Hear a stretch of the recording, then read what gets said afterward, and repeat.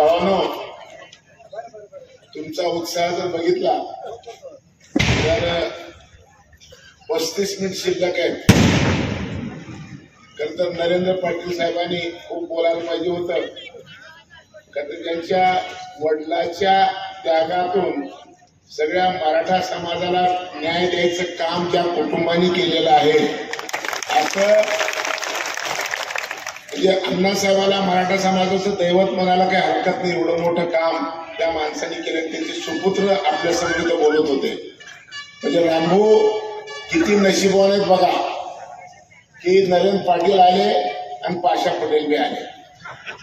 मी मस्करीत बोलत होतो. आमची किराची वेगळी मस्करी होती पण तिथंच थांबली. खरं तर राम शिंदे प्राध्यापक होते. राम शिंदे मला वाटतं पंचायत समितीला सभापती होते मंडळी. हा बरोबर आहे. तर मला मुंडे साहेबांनी सांगितलं की जरा तुम्ही जामखेड मध्ये दौरा वाढवा. का हो साहेब? तर म्हणले तिथं एक राम शिंदे नावाचा प्राध्यापक आहे आणि त्यांची मिसेस सभापती आहे. आपणाला एक राष्ट्रीय पातळीवरचा नेता या पोरातून तयार करायचा आहे. आणि मग मी किती बार आलो मी तुम्हाला का बरं बोल धरलं तुम्ही हे मोठं होणार आहे म्हणून. आमच्या लोकांना लवकर कळत नाही आणि म्हणून तेव्हा मी एवढ्या चक्रा मारल्या. आणि मग रामभाऊला त्या काळात 2009ची जी उमेदवारी मिळाली त्यावेळेस मी आमदार होतो. रामभाऊचे आमदार निवासवर माझं हो अरे म्हणलं तुमचं तिकीट तुमच्या खिशात आहे. मुंबईत राहू नका, गावात जावा. रामभाऊला खरं वाटलं नव्हतं का तर ते शेवाळ्याला भीत होती.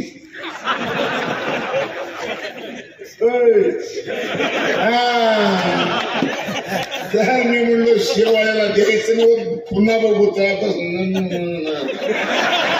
मला दिल्लीचा नेता तयार करायचा आहे आणि ते शब्द खरं ठरला की पुन्हा तेच राम शिंदे या राज्याचा गृहमंत्री झाला. एवढं मोठं स्वप्न शिंदे साहेबांनी बघितलं होतं.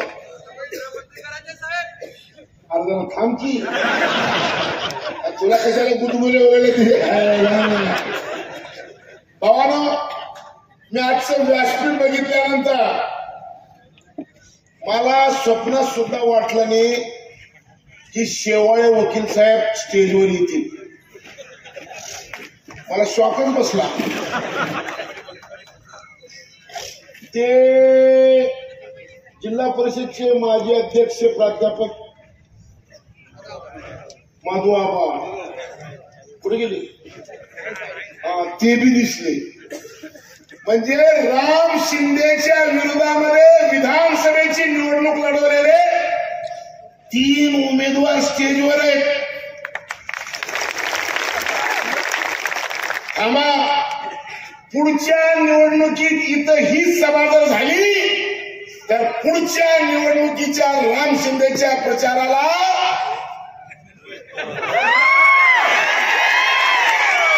रोहित पवार सुद्धा या स्टेजवर राहतील. काळजी नका करू. असा एक चमत्कार राम शिंदेचा आहे. मला शेवाळेकडे बघितल्यानंतर बुजविलं आहे. का बरं बुजविलं? ते आपले दोस्त आहे म्हणून सांगला. परवा इंग्लंडमध्ये एक इलिझाबेथ टेलर नावाच्या हिरोईनचं लग्न झालं. लग्न होतं 11वं आणि ती बी पहिल्या नवऱ्याबरोबर. पत्रकारांनी विचारलं की 11वं लग्न पहिल्याबरोबर कसं काय? ते म्हणजे 10 बघितले सगळे हरामखोर सारखे होते म्हणून पहिल्यावर अन्याय नको म्हणून 11वं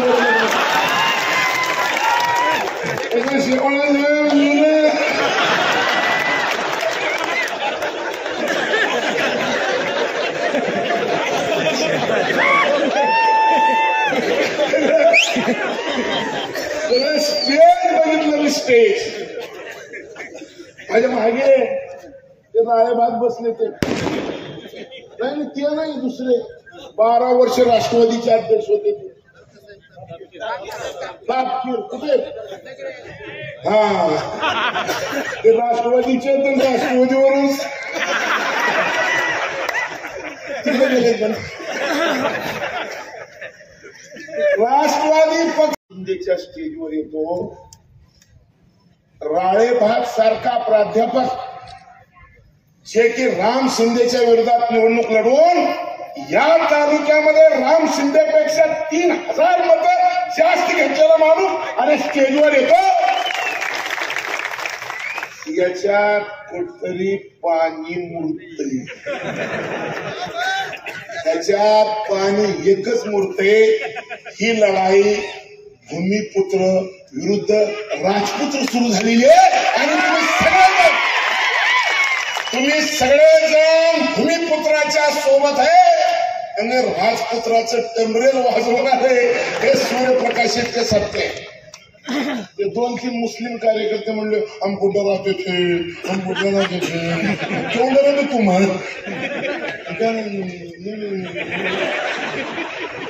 मुसलमानांनो भ्यायचं काही कारण नाही.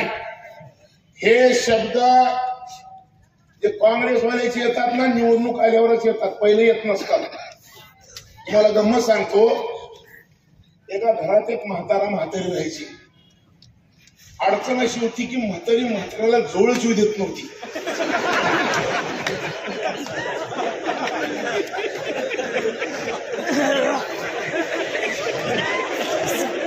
एके दिवशी रात्री 2 वाजता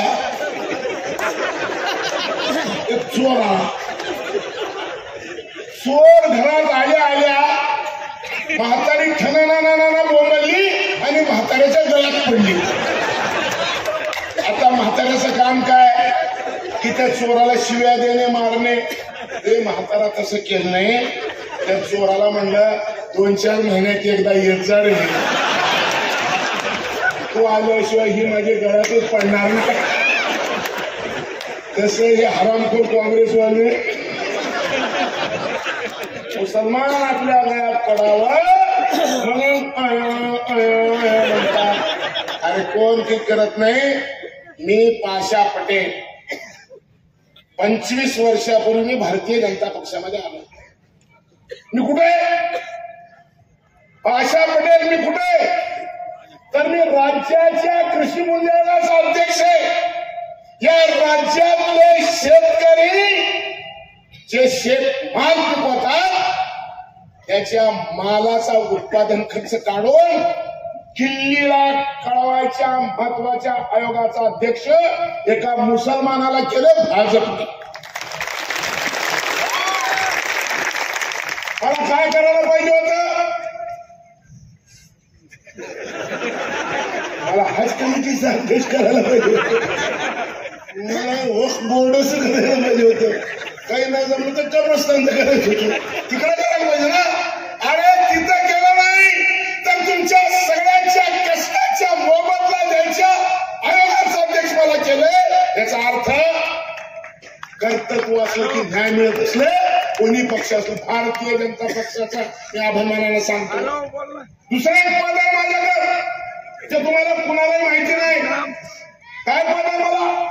अरे 2050 ला या पृथ्वीवर 2 डोळे, 2 कान, 2 हात, 2 पाय अशी आकृती शिल्लक राहायची शक्यता नाही.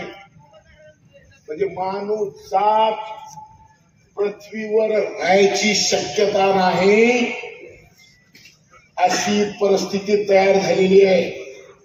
या परिस्थितीमध्ये ही मानवजात वाचवायची कशी? जगामध्ये पहिला प्रयोग महाराष्ट्रामध्ये सुरू आहे. एक टास्क फोर्स तयार केला मुख्यमंत्र्यांनी, 2 उपमुख्यमंत्र्यांनी, आदरणीय एकनाथ शिंदे, आदरणीय देवेंद्र फडणवीस, आदरणीय अजितदादा पवार. 3 म्हणून एक टास्क फोर्स तयार केला. त्या टास्क फोर्सचं नाव ऐका जरा. Chief minister environment sustainable development task force. याचे अध्यक्ष आहेत एकनाथ शिंदे. आणि या अशा महत्वाच्या टास्क फोर्सचा कार्यकारी अध्यक्ष कोण आहे? त्याचं नाव पाशा पटेल आहे. काय दिलं पाशा पटेलने? देशाचे पंतप्रधान नरेंद्र मोदी 65 वर्षात ज्या हरामखोर काँग्रेसवाल्यांनी शेतकऱ्याची तुमच्या जे मेक मारले ना, ती मेक काढायसाठी मोदी साहेबांनी 7 लोकांची कमिटी केली आहे आणि त्या 7 देशातल्या 7 लोकांपैकी एक नाव पाशा पटेल आहे. माझे 14 समितीवर आहे. भारतीय भारतीय जनता पक्षामध्ये एक व्यक्ती एक पद असतं. पण या देशात एक माणूस आहे, एक माणूस आणि 14 पद असलेला मी एकमेव पाशा पटेल आहे. त्याच्यामुळे काँग्रेसवाल्यानं मुसलमानाला आता भेद दाखवायची गरज नाही. मुसलमानानं तुम्हाला काँग्रेसने काय दिले? आजादी के 60 साल मुसलमान बेहाल, नौकरियों में 2%, 55% हमाल और पंजा 13 कमाल. या पंजाला तुम्ही सगळे मुसलमान पंजाला हाणायचे आणि पंजाला मुसलमानांनी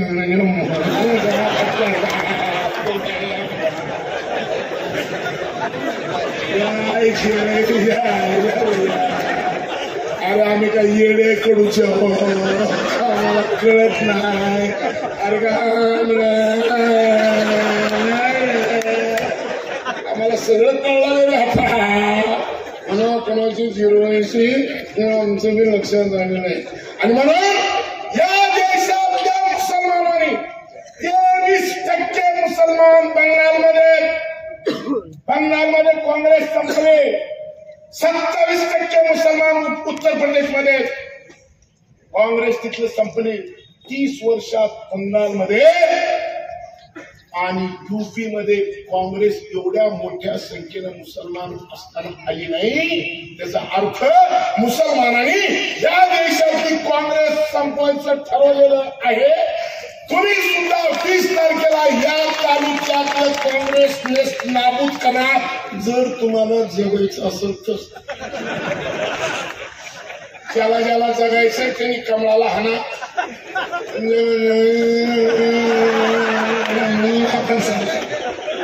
आपलं ते बापाचं आणणार नाही.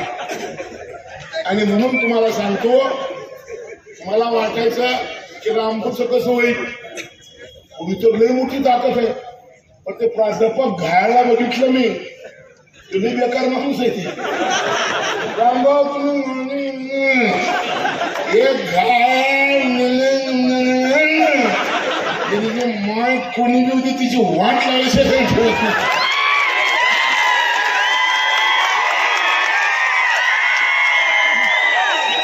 प्राध्यापकाचा खेळ कसा आहे माहिती का? आमच्या जिल्ह्यात एक एसपी होता, त्यानं म्हणायचं एक हात में गीता आणि दुसऱ्या हात में जूता.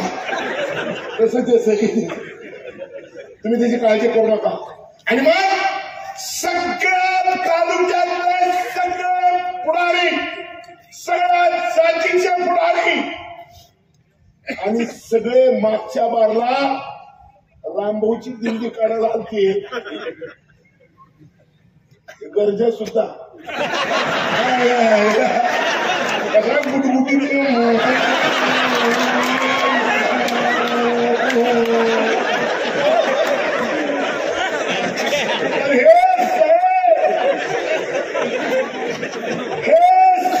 पवारकर गेले होते देवाची आळंदी म्हणून. पण यांच्या लक्षात आलं अरे देवाच्या आळंदीला नाही पोचलो आपण, चोराच्या आळंदीला पोचलोय. आणि म्हणून सगळ्याचा भ्रमनिराश झालाय. आणि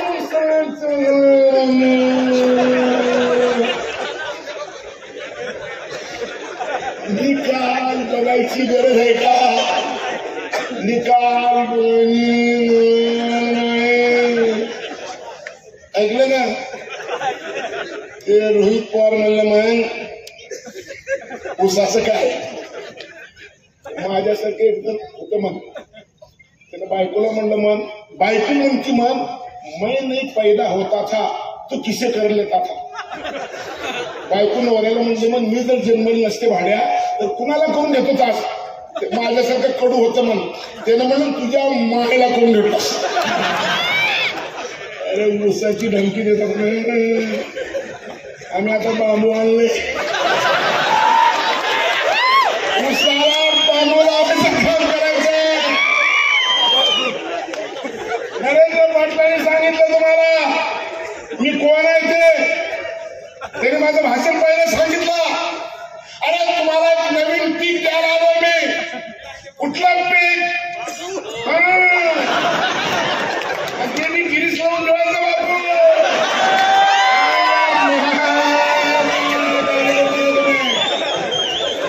ऊसाची भीती आम्हाला नाही दाखवायची. अरे 1 हेक्टर ऊस लावलं तर 2 कोटी लिटर पाणी लागतंय. 1 हेक्टर बांबू लावलं 20 लिटर पाणी लागतंय. मला पाणी कमी, मेहनत कमी, उत्पन्न जास्त. त्याच्यामुळे आता लक्षात ठेवा. ते म्हणून बांबू पासून काय करता येते, लई करता येते. लई मावले बसलेत म्हणून मी सांगत नाही. आता तुम्हाला हलकट आहे काहीचं काही बोलून जाईल तिच्या आईला. पण मी सोजवळ बोलतो. बेकार बोलत नाही. तुम्ही हाच बेकार पण आता बोलायचं नाही. एक गोष्ट लक्षात ठेवा. नरेंद्र पाटलांनी सांगितलं की 500 पटेल एक पीक आणलंय. होय, हे माझा चष्मा आहे. त्यांनी पहिलं सांगितलं ते दाखवतेत म्हणून. काही लोक मला काय म्हणतात की अरे 67 वर्षाच्या वयामध्ये कसलं कोरा सोरा ठरतो फॅशनेबल चष्मा कशाला घातले. वय कमी झालं काय? मी माझं वय कमी झालं नाही आणि मी काही तरुण नाही, तरुण होणार नाही. हे बांबू, हे चष्मा फॅशनेबल नाही. हे चष्मा माझ्या शेतातल्या तयार झालेल्या बांबूचा चष्मा. हे लोखंडाचं नाही, हे प्लास्टिकचं नाही. आता आमच्या शेतकऱ्याला काँग्रेसने आमची जी जिरवली, खुट्टा हल्लाय ना, ते उपसायचं आणि झंझट ठोकायचं काम करायचं. आणि म्हणून बांबू पासून काय होतं खर्च होतं मला वेळ नाही. तर मी लई सांगितलंय बघा फिर्या 10,000 रुपयाचं घड्याळ आहे माझी मान. ऐकलं शेतकऱ्यांना, तुम्ही आता घ्यायचं काही कारण आहे लक्षात ठेवा. फक्त आता 15 मिनिट शिल्लक आहे. आपल्या उमेदवाराला बोलावं लागेल. बरोबर आहे का? मला क्यू उद्याले बातमी होईल. उद्या आमदारालाच बोलतील असं काहीतरी होईल. आणि म्हणून पूर्ण मतदारसंघाचा अभ्यास केल्यानंतर आणि संख्या बघितल्यानंतर 100% अरे तुम्ही काय येणे आहे का? तुम्हाला पैसा पाहिजे, तुम्हाला विकास पाहिजे. बारामती कशा झाली? बारामती झाली दिल्लीची मुंबईची तिजोरी त्यांच्या हातात होती म्हणून. मी आज रोहित पवारला सांगतो, रोहित पवार, या तालुक्याचा विकास पैशाने होणार आहे. पैसे कुठे आहेत? दिल्लीत. दिल्लीत पैसे कुठे आहेत? तिजोरीत. तिजोरीला कुलूप आहे. कुलपाला किल्ली कमळाची. पैसे कमळाचं कुलूप आहे. माय तुतारीची किल्ली घातल्यावर कुलूप उघडत नाही. कमळाचीच किल्ली हवा लागणार आहे.